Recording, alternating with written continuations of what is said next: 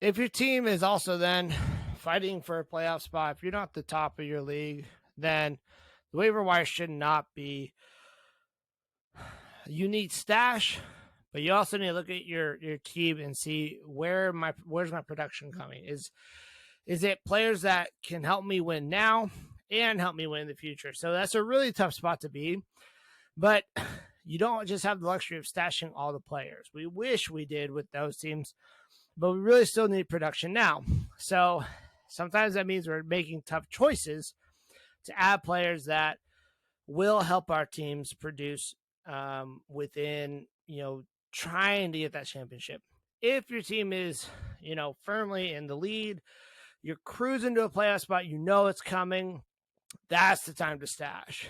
That's the time to do it. So, looking around, if you need to win now, guys are available. Like some of these guys are available. Look at guys like the Chargers wide receivers, Josh Palmer, and Deion Carter as well, or DeAndre. I forget his first name, but Carter. Keenan Allen's banged up. Mike Williams is out. Ball's going to get passed somewhere. It's a good matchup still, too. Yes, Atlanta's a little bit tricky sometimes on defense, but I like the Chargers offense. Austin Eckler also popped up on the waiver or on the injury report this week, so just look out there. Sony Michel would be the back, and especially if Eckler gets banged up, Sony Michel is the guy in LA that, hey, what can happen? We're going to go see. But it's the guy that can get you that production. Chuba Hubbard, it would be a team if you need potential stash with the ability to make some long-term, viability. Chuba Hubbard for Carolina is a guy I would look at. If you're winning and you want to kind of add depth, add guys like Donovan Peoples-Jones. He's becoming efficient. He's been efficient in the last few weeks. He's also getting Deshaun Watson. They're going on to buy. He's probably available in your league because people don't look at that. If you need production now, you need to win now. Guys, that's being overlooked on a very prolific offense, who's also leading the team in air yards, by the way, MVS. This is an MVS season. This is the time to play him. You need production. You need a boom week. You need a win. MVS is going to help you with that. I'm calling it right now. So that's how to think about waiver wire. We're at a point in the season. I don't just add guys because, hey, look what happens. Hey, do this. It's very reactionary. This is also the time. If you see handcuffs to running backs, especially high-profile ones, on your waiver wire, that's the time to add. Okay? If you add a handcuff, let's say you have Dalvin Cook, and Alexander Madison somehow appears on your waiver wire, this is the time not to say, well, I don't need him.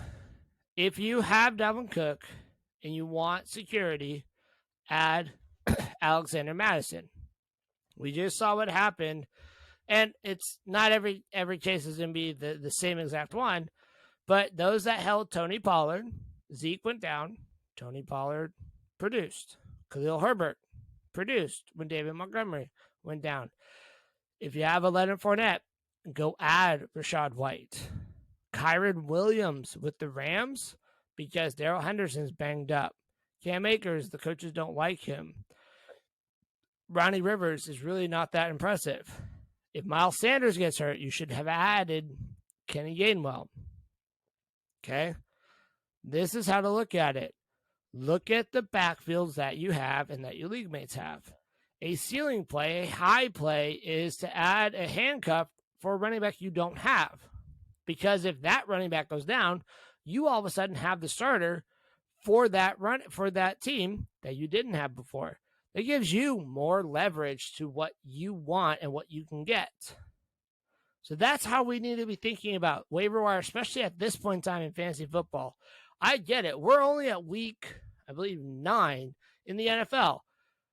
But fantasy playoffs are not at the last week. They end before the football season ends. So we're halfway through it.